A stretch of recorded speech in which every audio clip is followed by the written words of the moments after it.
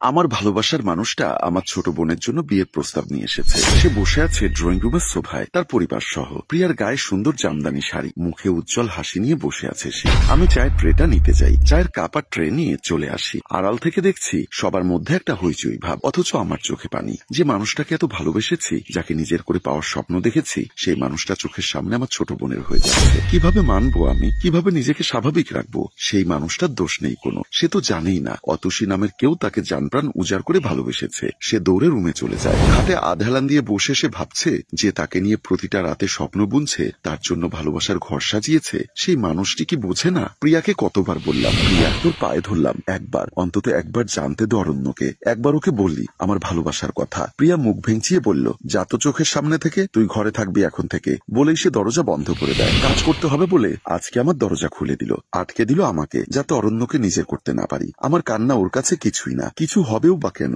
আমি তো ওর সৎবোন, সৎবোনের জন্য কেউ কি নিজের ভালোবাসা ত্যাগ করতে পারে? তাহলে আমি কেন পারবো? প্রিয়ার কাছে আমার মর্যাদা নেই, মূল্য নেই, তাহলে আমি কেন ওর কথা ভাববো? নিজে নিজে বলছে আমার চোখের পানি যার কাছে কিছু না, তার জন্য আমি কেন সব ভুলে যাওয়ার চেষ্টা করব? আমি তো অরণ্যকে সত্যি সত্যি ভালোবাসি, ভীষণ ভালোবাসি। এই ভালোবাসা এত সহজে ভুলে যাওয়া কি যায়? অতসী, ঘুরে দাঁড়া, তুই রুখে দাঁড়া, লড়াই কর, যেটা তোর সেটা তোরই। অনেক অবহেলা করেছিস, সবার জন্য চিন্তা করেছিস, অরণ্য কোনো বস্তু না যে প্রিয়া চাইলো আর দিয়ে দিলি। তোর জিনিস তোকে কেড়ে আনতে হবে যদি না পাস। হ্যাঁ, আমি কেড়ে আনবো, আমাকে তো কেড়ে নেওয়া শিখতেই হবে। আয়নার সামনে দাঁড়িয়ে এক নাগারে কথাগুলো বলে থামে অতসী। কষ্টে বুকটা ফেটে যাচ্ছে তার, মনে হচ্ছে কলিজায় আগুন ধরিয়ে দিয়েছে কেউ। সেই আগুনের উত্তাপ বইতে অতসীর নিঃশ্বাস আটকে যাচ্ছে।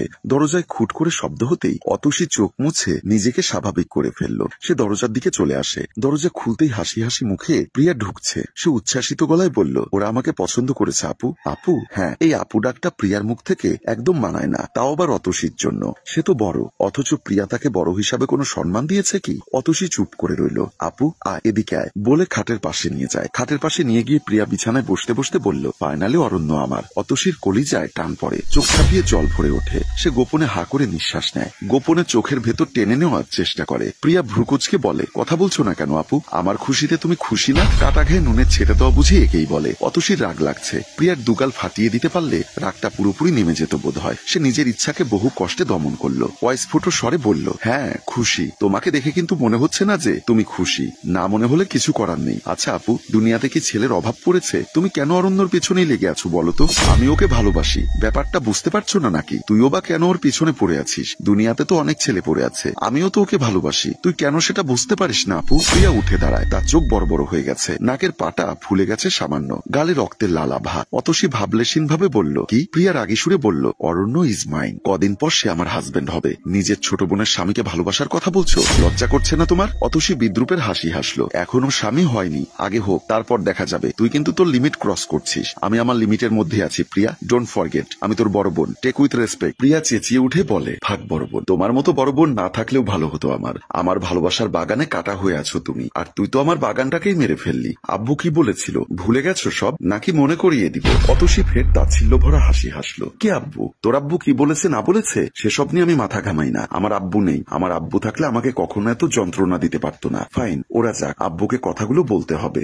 বল যা। বুবলি বেগম ঝুমঝুম করতে করতে রুমে এসে, 3 দিন পর আংটি বদলের দিন ঠিক হয়েছে। তোর কপাল আছে, এত ভালো ছেলে, এত বড় লোক, তারা কত টাকা পয়সা, নিজেদের বাড়ি। প্রিয়া জয়ের হাসি হাসলো। বুবলি বেগম অতসীর দিকে তাকিয়ে ফের বললেন, আর এই মুখ পুরিরে দেখ, গায়ের রং কি ময়লা, কেউ পছন্দ করে না এর জন্য। এত বিয়ের প্রস্তাব এনেছি, একটাও রাজি হলো না এটারে দেখার পর। আল্লাহ জানে কতকাল আমার ঘরে বসে খাবে এই ছেড়ি। কথাগুলো সূচের মতো বিদ্ধ অতসীর হৃদয়ে। বুক ভেঙে কান্না আসছে তার। মন ডাকছে মামা বলে। জোর করে কান্না আটকে অতসী জবাব দেয়, বেশি দিন থাকবো না আম্মা, যত তাড়াতাড়ি সম্ভব চলে যাব।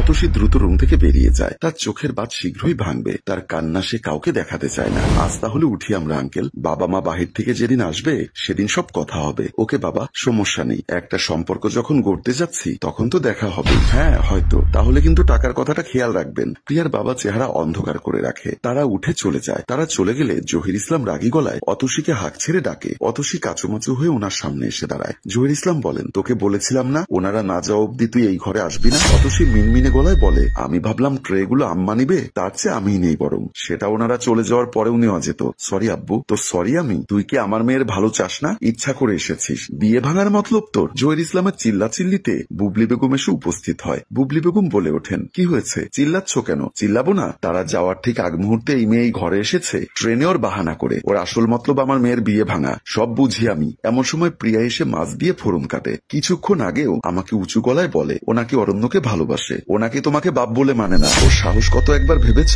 বুবলি বেগম দাঁতে দাঁত ঘষে এগিয়ে আসেন। অতসীর চুলের মুঠি হাতের মুঠোয় নেন। অতসী গুঙ্গিয়ে ওঠে। তিনি তবুও ছাড়েন না। বিভিন্ন অশ্লীল ভাষা বলেন। বলে অতসীর গাল ভরিয়ে দেন থাপ্পড়ে। অতসী চিৎকার করে কাঁদছে। তার কান্না কারো মন অব্দি পৌঁছাতে পারছে না, অথচ ঘরের দেওয়ালগুলো যেন অতসীর কান্নায় থমকে গেছে। আর এখানে একটি মেয়ের উপর অত্যাচার অবহেলা দেখিয়ে আমাদের গল্পের প্রথম পর্ব শেষ হয়। সম্মানিত ভিউয়ার্স, আসলে বাবা মা মারা গেলে সেই ছেলে বা মেয়ের যত্ন কেউ মন থেকে করে না, সবাই অবহেলা করে আর ঘৃণা করে, বিষিয়ে তোলে মেয়েটির জীবন। এমনটা কারোর সাথে না হোক। গল্পটির ভাবনা ও পরিচালনায় হাসিম রাজু, চিত্রগ্রহণ রানা বৈরাগী ও প্রযোজনায় মঞ্জুর মোর্শেদ মিউজিক প্লাস। গল্পটি ভালো লাগলে লাইক, কমেন্ট ও শেয়ার করে দিন। ধন্যবাদ।